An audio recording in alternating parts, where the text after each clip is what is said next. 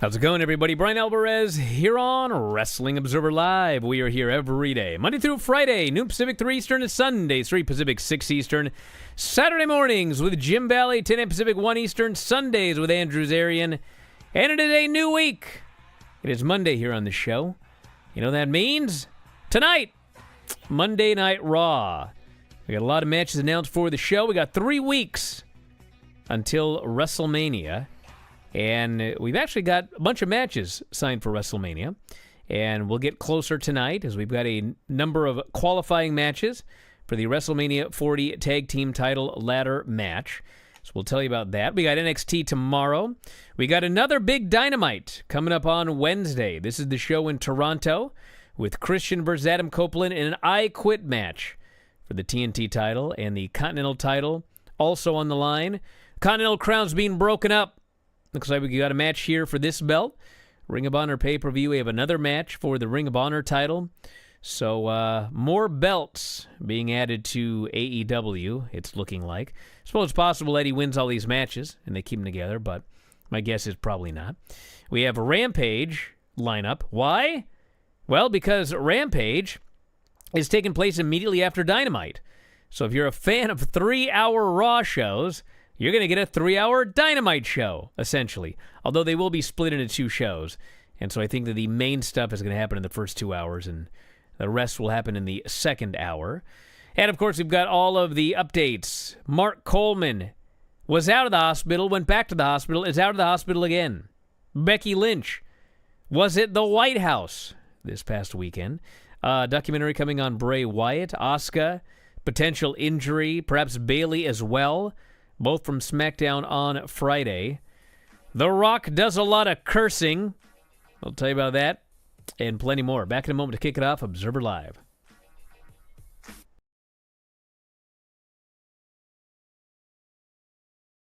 Tony Storm, joined by Mariah May and Luther. The panic is over. I'm here. Hello, beautiful. Great to see you. Mr. Khan. Great to see you, I'm Jim. getting all tangled. I can't do this. Luther.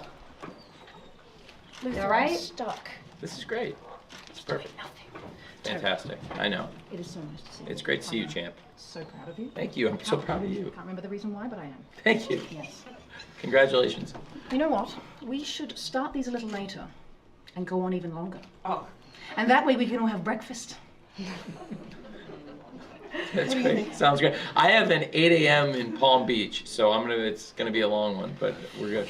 Tony Storm, congratulations on retaining your title tonight. How are you feeling after this match with Deonna Purrazzo? Shit, Renee, if you must know. But let's get to the important business. So, since all your questions often amount to a fair amount of yellow communist journalism, I've prepared a statement of my own. That way you won't have to announce which website you work for as like a point of pride, so.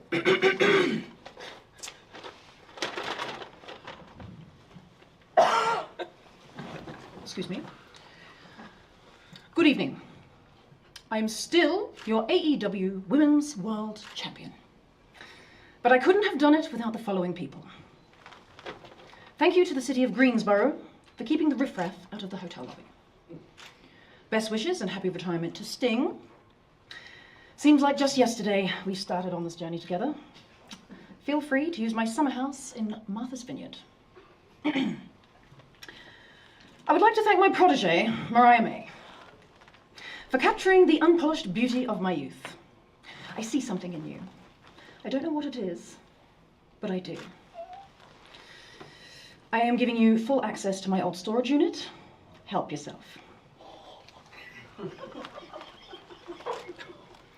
And of course, to my trusted servant Luther. Yes, I'll have a salmon nori roll, carbonated water, and Pepto-Bismol. Right Chop, away, chop. madame. Thank you, dear. Thank you to official Aubrey Edwards for making the right decision. But next time, please wear milder perfume, if you could. I have a bit of a headache. I would like to thank the commentators, Mr. Tasmaniac and Sean Excalibur Mooney, for their usual East Coast, West Coast analytical banter. And the utmost respect for my opponent and former friend Deonna Purrazzo. A great showing. A great showing. You took me to the limit.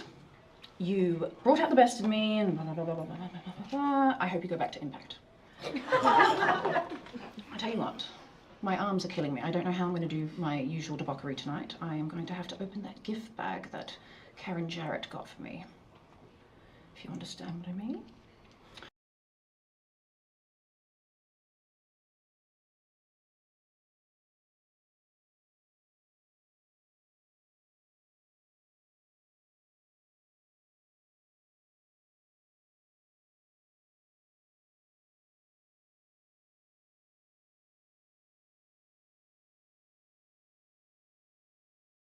Bryan Alvarez here, Wrestling Observer Live. Mike Sempervive, also of WrestlingObserver.com. We'll start with the good news. Mark Coleman has not only been released from the hospital, but he has wasted no time returning to the gym. For those of you that somehow don't know the story, and I don't think there is anyone who doesn't know the story, because even my wife heard about this story, and she doesn't follow wrestling or MMA at all. He was at his parents' house, brought his dog Hammer over, and at 4 o'clock in the morning, old Hammer started barking, and Mark Coleman woke up and the house was on fire. And so he rushed and got his father out of the house, rushed back into the burning house, got his mother out of the house, rushed back into the burning house to save Hammer, who was also a hero. I won't say he's the real hero because Mark Coleman rushed back into a house 3 times, but Hammer is the one that alerted him. And Hammer didn't make it. The roof collapsed. Everybody showed up. They got Coleman out of there. He was covered in soot, smoke inhalation, and they took him to the hospital. It was pretty bad. It was pretty bad, but he recovered. And it was only a couple of days later that he had recovered enough that they released him from the hospital, and he went home. And when he was home, oh, my arms don't feel good, chest doesn't feel good, I'm not feeling right. Went back to the hospital. They discovered he had pneumonia, and so he was in the hospital all weekend. And now he is out of the hospital again and back in the gym. This man will not stop. Hey, you got to build those lungs back up. What a story. Incredible. Absolutely incredible. They mentioned this on Collision on Saturday night. And I don't know if WWE's mentioned it yet. I don't think they have. But I wouldn't be surprised if they did. And, man, what a story. They absolutely should. It's going to be interesting, too, with The Rock, even though they are separate entities, with The Rock doing this movie on Mark Kerr. Obviously, there's a cross-section or a cross between Mark Kerr and Mark Coleman. That's what the Smashing Machine, you see that in the documentary there. So, obviously, Shayna Baszler working with Josh Barnett, you know, and on the Bloodsport thing, and I wonder if we're going to see a door open up for maybe some of those older guys who The Rock is, I would assume, going to lean on a little bit to do this movie, because unfortunately there are some that are not around right now, but there are men like Mark Coleman and Don Fry and some others that they would really make interesting additions to the movie. The Rock as Mark Kerr. Can you believe it? No. That's it. It is wild. Although I will say this, he's a little taller than Mark Kerr, but certainly as pumped up as both of them were ever in their primes. That's for sure. You know, it was suggested here that he should get the Warrior Award at the Hall of Fame. The thing with the Warrior Award is, I don't even know what the hell this thing even means anymore. Oh, well, yeah. Because first off, it's named after the Warrior, and that's an issue right there. But second off, I mean, whatever you want to say about the Warrior, and there is plenty to say, the Warrior's actual idea for this award was every year some anonymous person in WWE that none of you have ever heard of, but who, without such, we couldn't even do this show every week, they should be given the Warrior Award. That was his idea. And that's certainly not what it became. I got no problem with, you know, whatever they want to do, whoever they want to honor and everything. But that was the Warrior's original idea. And that certainly would not be Mark Coleman. It would not. But if you're talking about, hey, let's recognize somebody who's a hero, who's a warrior, I mean, they should call this the Coleman Award. That's what they should, even though he's never worked for WWE. But Anyway, guy's a hero. Hammer's a hero. And that's a rare, great story in pro wrestling. And here's another one. Brought this up yesterday. Never again in history. Never before and never again will a WWE superstar appear at the White House on Sunday, taking photographs with the President of the United States, putting her book in the presidential library, and then flying to Monday Night Raw to wrestle Nia Jax in a last woman standing match. Golly, what a weekend. You couldn't write something like this. There's so many things. I've just been thinking about this over the past couple of days. There's so many things that, like, if you would have predicted this in the prediction contest, it would have been just laughable. Imagine someone calling in and going, Becky Lynch is going to appear at the White House, pose for photographs with President Biden to celebrate St. Patrick's Day, and then she will fly to Raw and wrestle Nia Jax in a last woman standing match. If you would have predicted that on the first week of January, people would have been, what in the name of God are you even talking about? But hey, here we are. And there's a lot of them. Somebody had another one the other day, if I can find it here. Stephanie Vaquer and the ambassador to Chile, and then the ambassador to Chile getting played out by social media for not dressing up for the occasion. There was that one that probably flew under the radar for most people. Yeah, man, I wish I could find this. This was another one. It's just so crazy. So crazy, all of the stuff that's happened this year. And then we go back. Literally, you know what's amazing? You know what's amazing? What? All of this stuff that's happened this year that's just like, it's completely outlandish. And meanwhile, I believe the current winner of the prediction contest is the person who bravely predicted that we might get 2 women's segments on one show. One AEW show. That guy's the winner right now. Do you realize that? Somebody predicted there would be 2 women's segments on AEW shows. And that guy is currently the winner. Whatever. How did he even get that in past the censors there? That's not a bold prediction, is it? Well, I mean, yeah. Apparently it was. So. Apparently it was. We have got a documentary on Bray Wyatt, which will be premiering in 2 weeks. Bray Wyatt Becoming Immortal, Monday, April 1st. It will be narrated by The Undertaker. They've got interviews with Triple H, John Cena, Becky Lynch, Hulk Hogan, Braun Strowman. Interviews with Bo Dallas, his brother, sister Mika Rotunda, his fiancée, Josanne Offerman. What was her? JoJo? JoJo. That's right. That threw me off.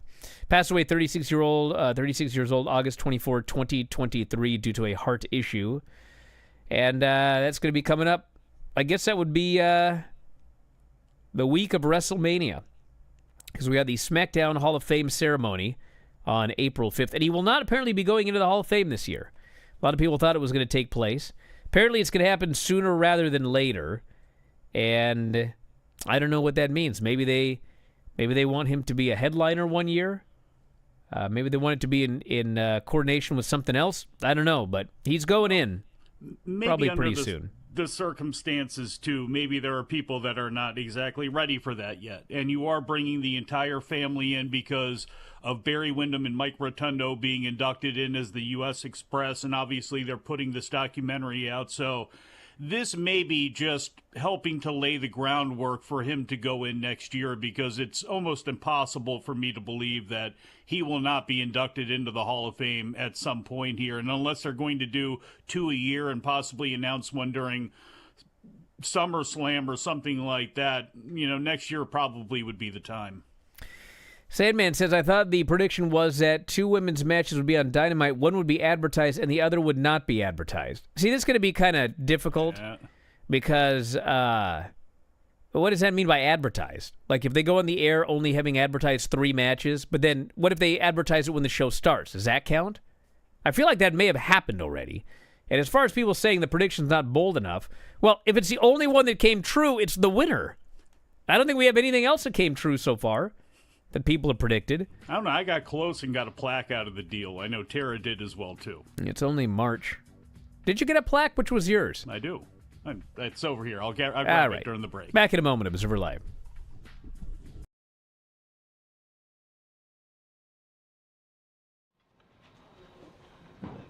Corey Lieb with the Wrestling Observer. I do want to talk about the main event tonight with Sting's final match. And I just wanted to kind of just get your thoughts on Sting's retirement. Obviously, you had a feud with him in TNA over the TNA World Title. Had a couple great matches with him, and just kind of reflect a little bit about your history with Sting and what he means to this business and this company. You know, I've known Sting as a rival, as a friend. You know, outside the ring as a confidant, somebody who has been a steady and sobering voice during a lot of chaotic situations throughout my career. Aside from that, for 40 years, Sting has elicited emotions from crowds around the world that most wrestlers could only hope they would achieve. And I think that tonight, how much love he received, how many people showed out for his final appearance, and how much we here at AEW appreciate his contributions to this company. To be a man like Sting, to have the legacy and the legendary status that you do, and still show up here and give that 110% and still try to build a new company and still give of himself physically and mentally at a very high level. It speaks to his character, it speaks to who he is as a human being, and it speaks to the legacy that he deserves to be celebrated tonight. 2 more questions?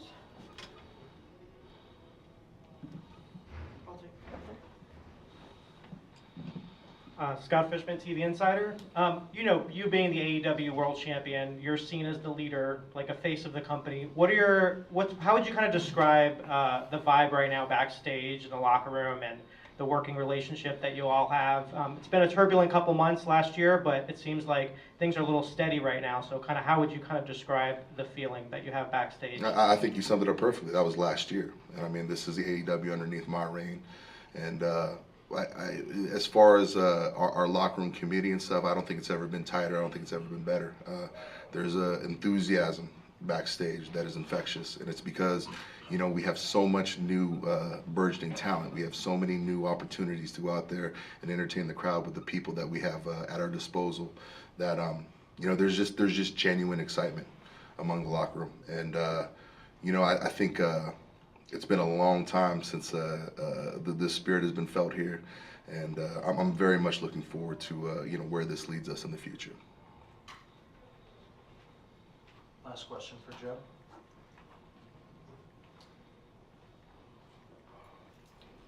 All right, cowards, cool. All right, I'm good. Samoa Joe, our AEW World Champion, everybody. Thank you so much for your time, Joe.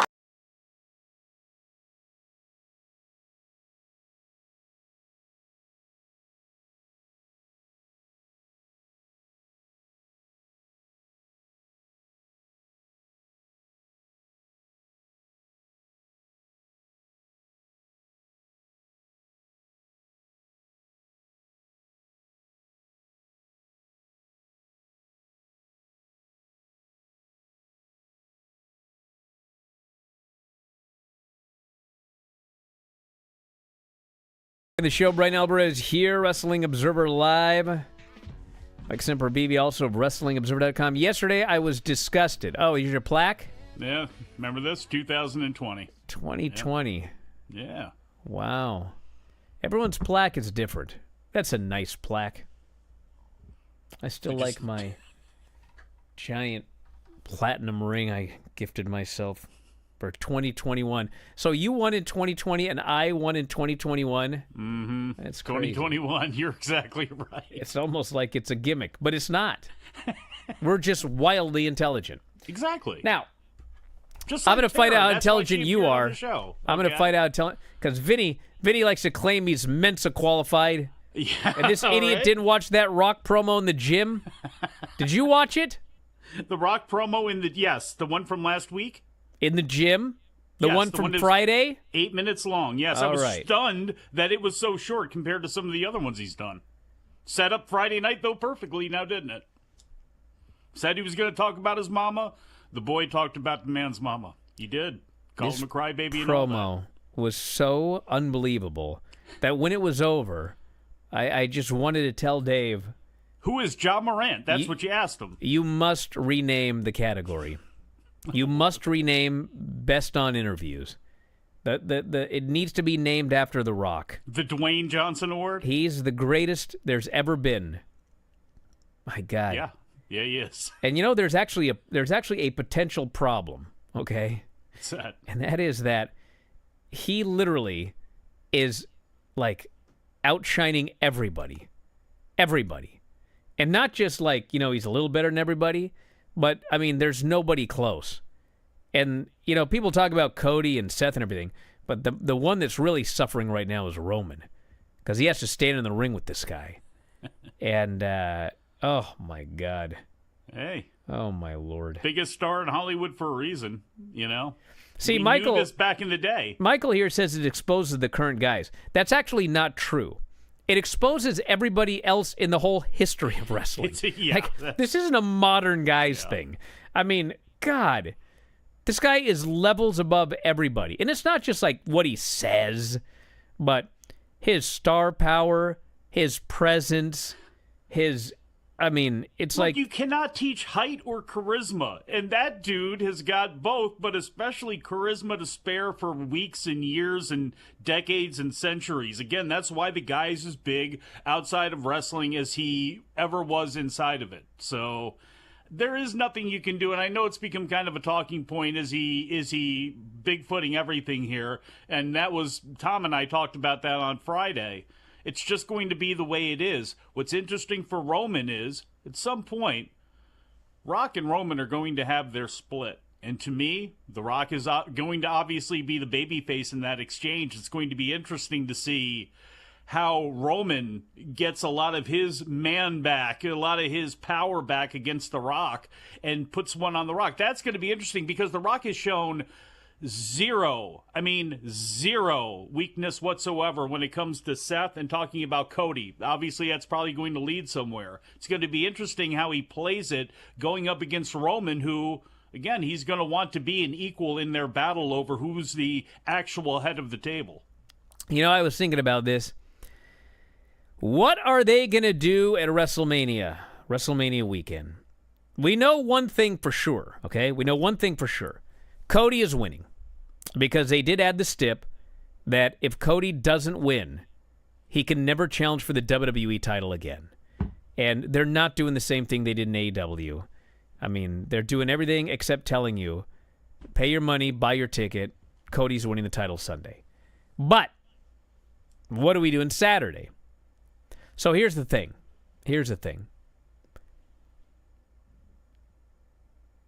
Are we really going to have bloodline rules on Sunday where they can, and I quote, do anything they want? I'm begging they don't do that, because even though Cody will overcome all the odds and everything, I mean, it's just one of those things that you just can't get past all the logic holes that will inherently be there. They can do whatever they want. Well, why don't they rule that Cody can only win if he gets a pinfall on the moon? I mean, you can't have a thing where the heels can do whatever they want, but a portion of that is, well, if you pin Roman, you win or whatever. Why wouldn't they say bloodline rules? Cody needs to win by 40 count. I mean, it's just stupid. So I was thinking about this. Rock is going in hard on old Cody and his mother. And obviously, this is all, the big picture is Rock and Roman Reigns. Rock is the baby face. I still believe that, I don't know. We'll see. What I think is going to happen, honestly, I was thinking about this on Friday. I think Cody is pinning The Rock. I think Cody is going to pin The Rock. And I think it's going to be a fair fight on Sunday. I know everyone's expecting bloodline rules, but man, I watched Rock go all in on Cody and his mother and the whole 9 yards. I thought, Cody is going to pin this guy. Because you know what? I think that when they do the Rock and Roman Reigns for the head of the table, well, there's not going to be a title on the line. I think Rock is going to beat Roman Reigns. Bro, Roman Reigns has been the top guy for a decade. Rock doesn't need to be made. Honestly, how does it help Roman Reigns to beat The Rock? He says he beat The Rock. What, he's going to be a main eventer after that? He's been the top guy for a decade. If you're going to do The Rock's retirement match as a babyface it's exactly like Sting. It's exactly like the Sting thing. Why does The Rock need to do a job in his last match to Roman Reigns? Did it hurt the Young Bucks to put over Sting in his final match? Of course not. Not one single solitary bit. Everybody loved it. They were all happy. You do a WrestleMania, babyface Rock versus Roman Reigns. Who's the real head of the table? Rock beats the guy clean. Everybody's happy. So if Rock's beating Roman, he can put somebody over. He can put over Cody the night before Cody beats Roman Reigns. And if you want to get Cody over as your top guy, he beats The Rock and Roman Reigns on back-to-back nights. Just like they did, although it was it was a little bit different back then. But remember Jericho when he beat The Rock and Stone Cold Steve Austin? One after the other for that undisputed title. When he had Stephanie's dog. Yeah. Jericho, he beat them both. So, oh, that was after that. That was the Mania match with Hunter after he'd won the titles. But yeah.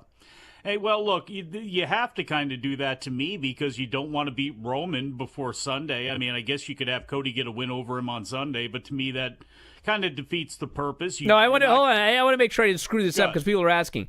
The Rock is the babyface. Roman is the heel. I saw it on the board yesterday as well. Like, how are we going to do this with The Rock as the heel and Roman? Roman is not going to be the babyface. The Rock is going to be the babyface. No. I want to make that clear. Even if they wanted to do it that way, the people are not going to let them do that. It's impossible. It's impossible. You see it with The Rock now.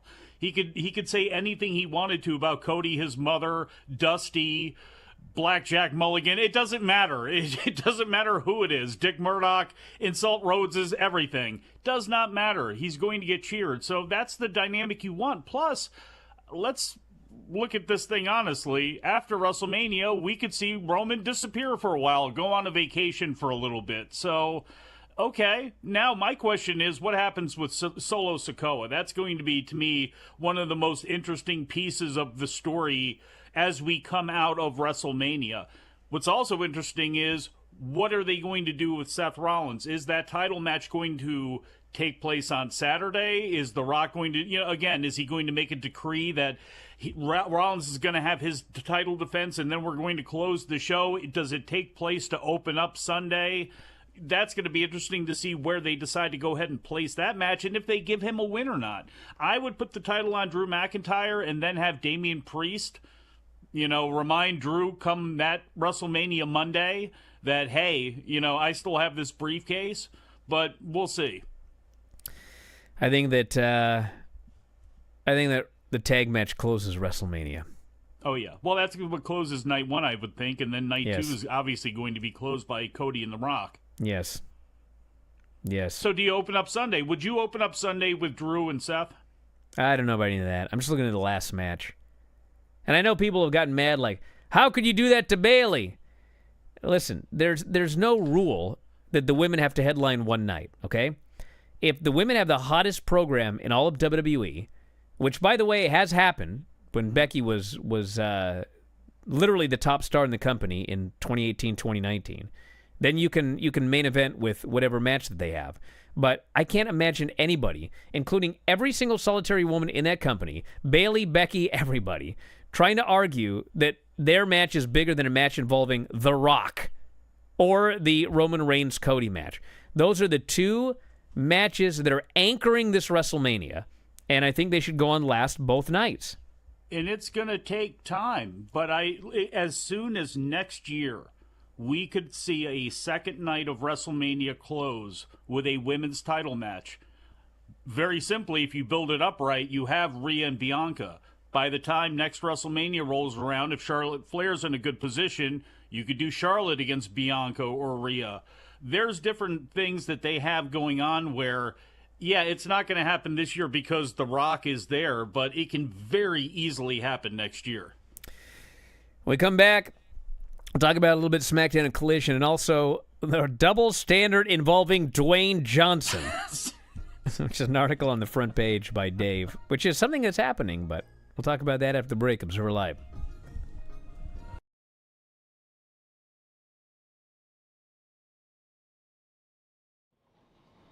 Hey there, Joe. Rick Uccino, CageSideSeats.com. Congratulations on a great performance tonight. Just wanted to get your thoughts on your new #1 contender in Wardlow and the words he had this week where he said he was coming for your spot. Yeah, and much like everybody else in this entire roster, I mean, it's no surprise Wardlow finds himself where he is. Obviously, a very domineering individual that has had tremendous success, admittedly, even against me. But right now, this is a very different version of myself. This is not one that is distracted by other championship titles. I'm the AEW World Champion, and Wardlow will soon learn why that is. Hey, Joe, DJ Danny Ocean, 101.9 KISS FM. You mentioned Will Ospreay. We talked about Wardlow. Is there any of these new up-and-coming guys you got your eye that you want to get in the ring with yourself, that you want to defend your title against? You know, once again, I refer back to championship protocol. I mean, they have to earn this spot. I mean, this is not me up here picking out dream matches, trying to be nice about this. No, this is me supporting the integrity of the championship that only the best grapplers in the world will compete for it. So, you know, is there a laundry list of wrestlers I'd be more than happy to take on in the ring? Yeah, every single one of them. And you look up and down our roster, you tell me one person that isn't a dream match. I know what this company's capable of. I know about the competitors in this company, and I am more than happy to prove each and every one of them that they're second tier and they're just not on my level.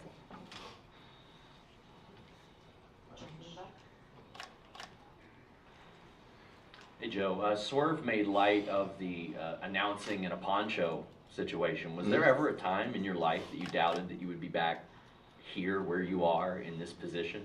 No, because obviously I was planning and taking the time to recover so that I could be back here at this capacity, competing at this level. You know, far too many dumber athletes in this industry don't take the time to heal.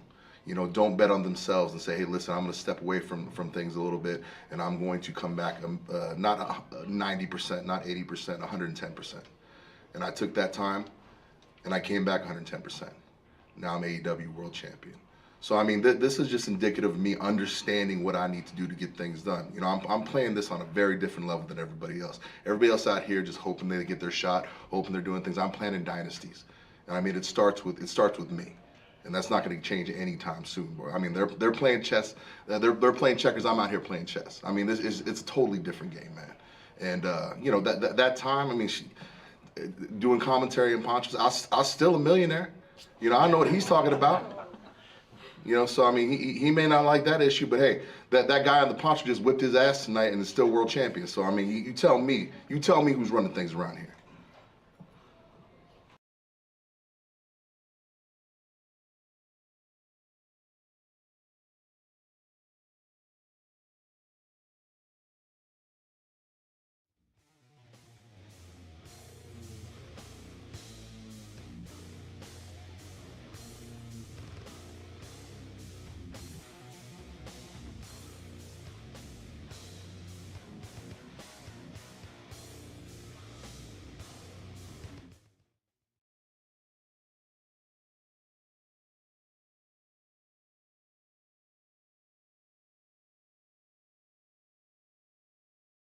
Apparently there has been discussion that there is a double standard regarding The Rock.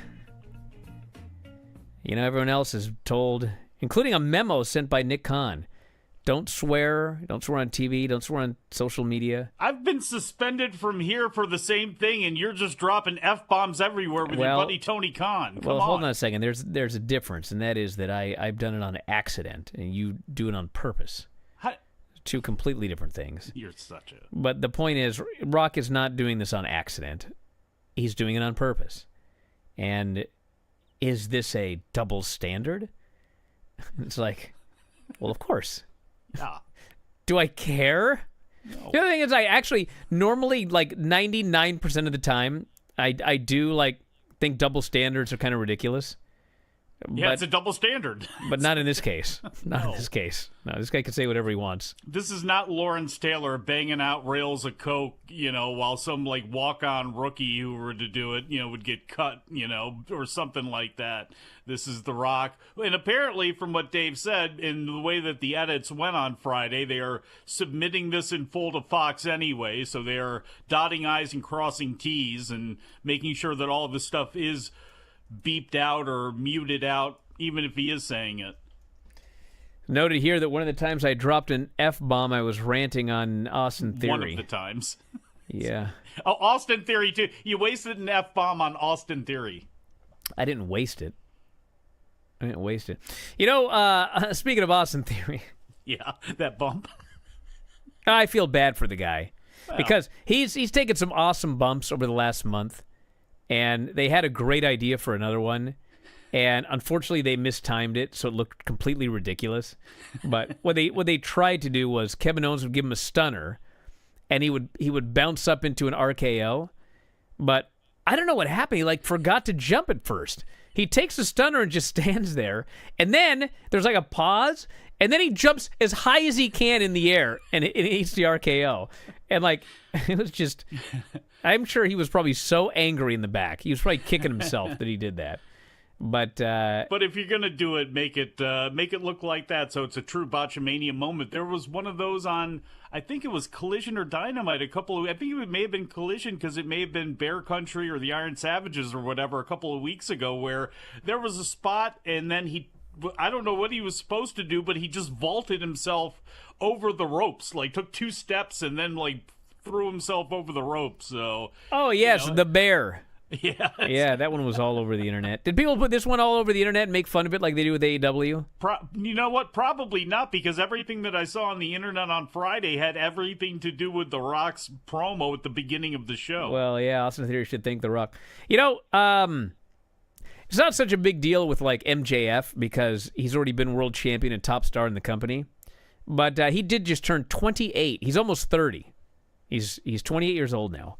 And remember Austin Theory, for a while, he just came out and he would always, I'm 24 years old or whatever it was, always this or that. This guy's 27 this summer already. And I was thinking about Nick Wayne. It was driving me crazy about Nick Wayne because, they hired Nick Wayne at 16 when he was 16. And for 2 years, it was just, man, that guy, the day he turns 18, he's going to be on AEW television. Strap the rocket to that kid. Bro, kid's almost 19, and he's just standing around. And I was just thinking about that watching AEW the other day. So many of these young guys and young women, although I guess Julia Hart's getting a pretty good push, but all of these younger, and there's Roxanne Perez, 22. Thea Hale was 18. They had a chance to have an 18-year-old champion, but they didn't. She's gonna be 20 here soon. And it's just man, what's the point of signing all these young people and just having them do nothing until they're old? It's just, I don't get it, man. I don't get it, but whatever. I mean, what position is Austin Theory in right now? He's in a geek tag team with Grayson Waller. I like Grayson Waller, but, he's in a geek tag team, and, they're just doing whatever, and they're probably going to do a split, and then they'll do a feud. That'll be 6 months. Theory's going to be 28 before too long, 27, 28. If you like the guy, if you think that he should be pushed harder, the hell are we waiting for? What are we waiting for with Nick Wayne? What are we waiting for with, Hook and yeah. I don't know. Because you're paying a lot of big names, a lot of big money, and then you get a lot of people that want to do things or don't want to do things or feel as though that they are helping out all of the young talent, even though people from the outside would look and go, I don't know if you've done that all so much, and that could actually mean a couple of different people instead of just one. But New Japan's got this same issue. In fact, it's even worse for them, when you look up and down their roster that they have there. And are they going to take advantage of the young guys they do have? They've let a lot just twist in the wind. It's amazing watching, just because he had a really, really good match, because he always has good matches, El Phantasmo, during the G1. It's amazing, or not, during the New Japan Cup. It's amazing how old he is compared to what you would think he is. He's 37 years old, I think. It's amazing. It's like, take advantage of this guy before it's too late. Take advantage of a guy like Jeff Cobb there before it's too late. And, they don't seem to. And it's a frustrating thing to see happen, whereas other promotions like in All Japan, they have to push their young guys because they don't have any other choice. Well, let's talk about the highs and lows of both of these weekend shows.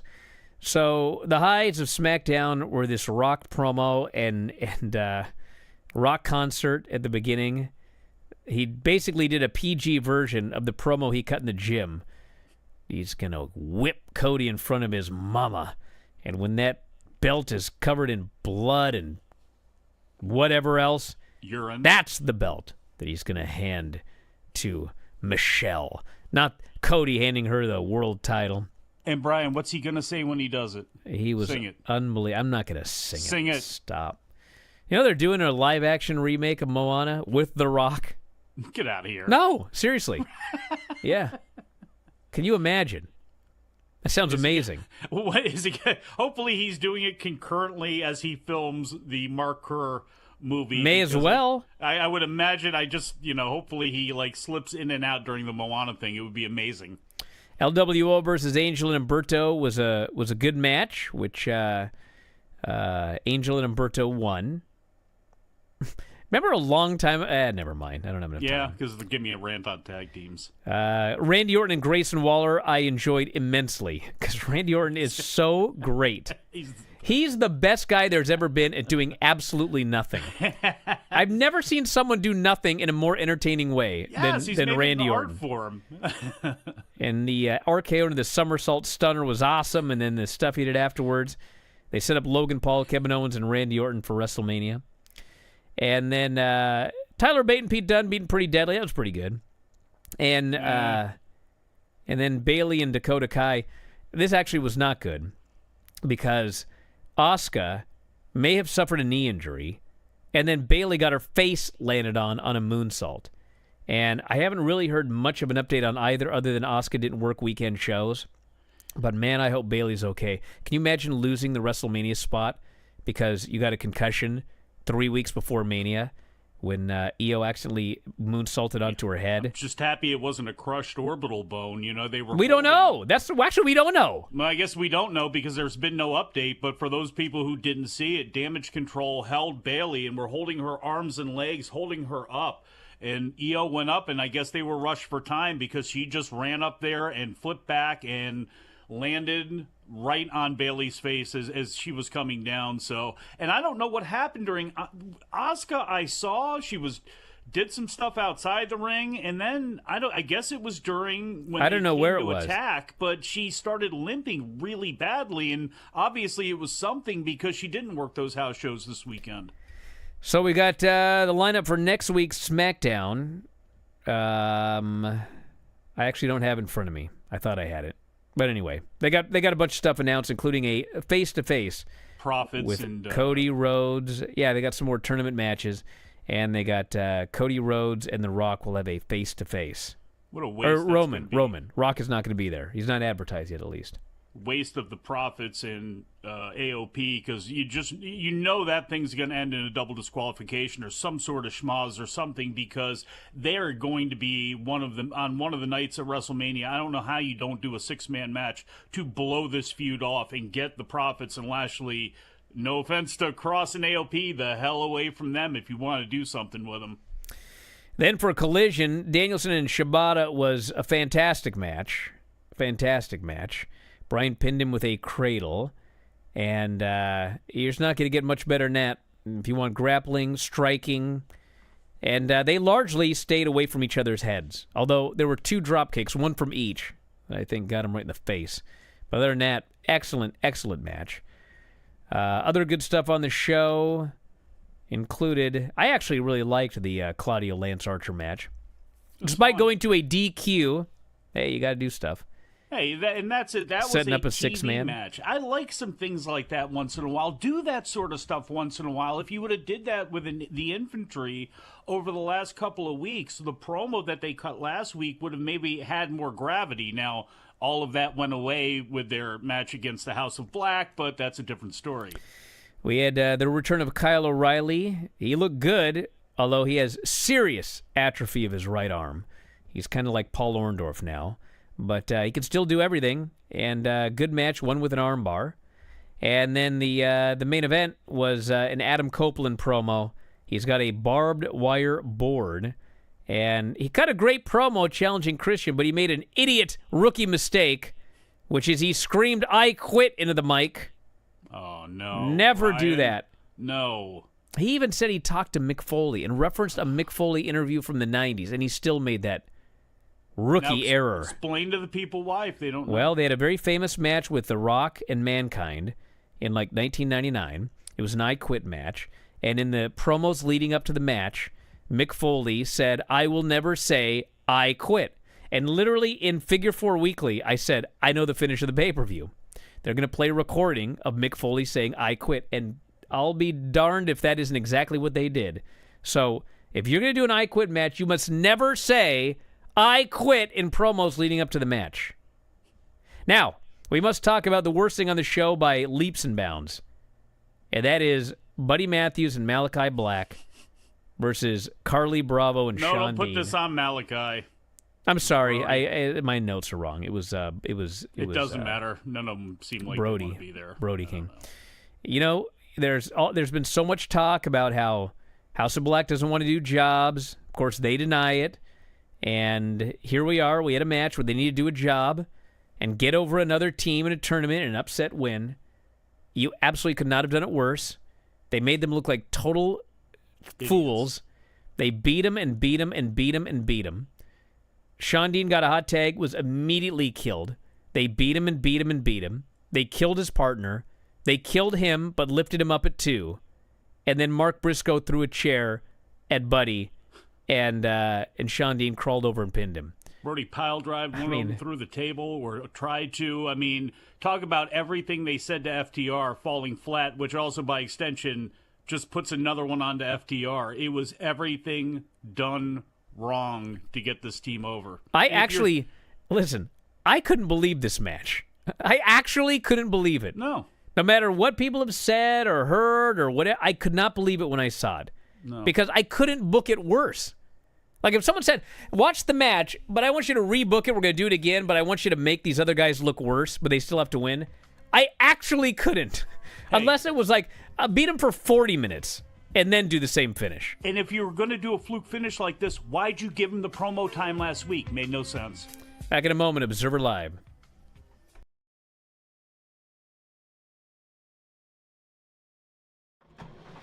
Hello, ladies and gentlemen. How y'all doing? How are you doing? I'm excellent, Renee. I'm Doing excellent. Yep. Very excited that you're able to join us here tonight. Congratulations on retaining the AEW World Championship in such an incredible match with Hangman Adam Page, Swerve Strickland. You guys beat the ever-loving hell out of each other. Should I ask you if you're even remotely surprised that you are still our champion tonight? Not at all. You know, I've always made it a point to, tell the world what I'm going to do, and I think that I've delivered on every promise that I've made here in AEW. And tonight was no different. You know, obviously, Swerve and Hangman, 2 tremendous young competitors, but they just didn't have enough, and I'm just that much better. So here I am, the champion. All right, guys, the floor is open to you guys. Any questions you guys have for Samoa Joe? It's all you. Take the first one right here, Joe.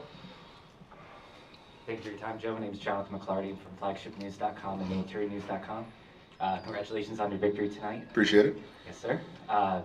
What do you think, with Hangman and Swerve beefing with each other for so long, do you think that served as a distraction to further help you to retain tonight? Well, first off, I want to thank your readers for their service. Secondly, it was a huge mistake by both those gentlemen. I mean, obviously they have very, very bad blood between each other. So, these heated issues can often boil over into other parts of their life. Unfortunately, it boiled over in tonight, which is the worst place for it to happen. So, I mean, if those gentlemen want to stay eyes locked on each other, they thought that the path to salvation was through each other's blood. Well, unfortunately, it wasn't, because I made sure that did not happen tonight. So, that's what I feel. Lyric Swinton, SNME Radio. So you talked earlier a couple of weeks ago about bringing back the ranking system as a way to get the best opponents for the AEW World Championship. Today we saw an amazing match, one that you were a part of, and also Will Ospreay and Takeshita. What are your thoughts on the growing, strong talent pool in All Elite Wrestling and what it means to be world champion during this time with so much talent? I mean, it's indicative of what AEW has always stood for. You know, we go out, we find the best wrestlers in the world, and we bring them together to find out who is the best wrestler in the world. Currently, that is me. But on my heels are some of the greatest grapplers to ever step foot in a ring. You know, when we have acquisitions, men like Will Ospreay, how can you not be excited about the future of this company? And, you know, once again, we've set up a protocol. Will Ospreay is new here. He's a fantastic, dynamic athlete, has had tremendous success everywhere he's been. But until he has that success here, I don't need to worry about him.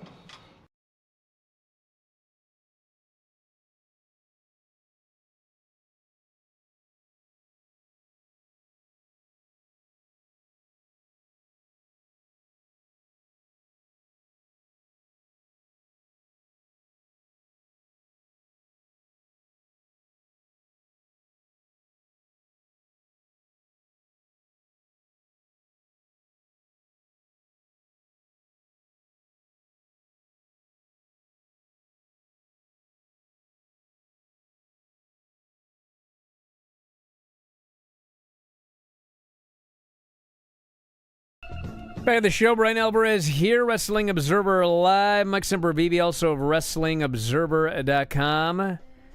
Raw tonight is noted. Becky Lynch, Nia Jax, last woman standing. We have WrestleMania 40 Tag Title Ladder Match qualifiers. New Day versus Otis and Akira Tozawa.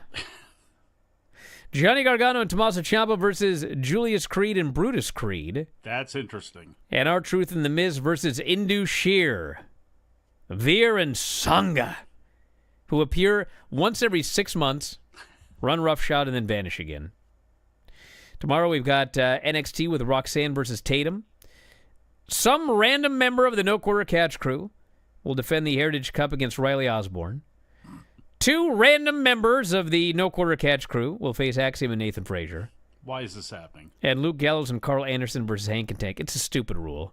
It's nonsensical. It doesn't make any sense. It's dumb. And then for Dynamite, we have got Christian versus Adam Copeland. I Quit for the TNT title. Eddie Kingston versus Okada for the Continental title. Deanna and Thunder Rosa versus Tony Storm and Mariah May. Jericho versus Hook. And we will hear from Mercedes Moné. So yes, Eddie Kingston probably losing that title to Okada. So we're adding another belt to Dynamite. And then he's probably losing the Ring of Honor title to Mark Briscoe, which I believe that match is taking place. Isn't that the anniversary of... It might not be. I forget. But I don't picture Mark Briscoe losing that. So Mark's going to be getting another title. So, hey, if you're a fan of belts, I got a promotion for you. All Elite Wrestling. We're going to wrap it up later on tonight. Back with Dave. No Filthy show today. We're going to try and reschedule. I will be gone this afternoon. But we'll figure that out sooner rather than later. And that's it, everybody. Thanks for listening. Thanks, Mike, as always. Callers and listeners in the studio. We'll talk to you next time. Wrestling Observer Live.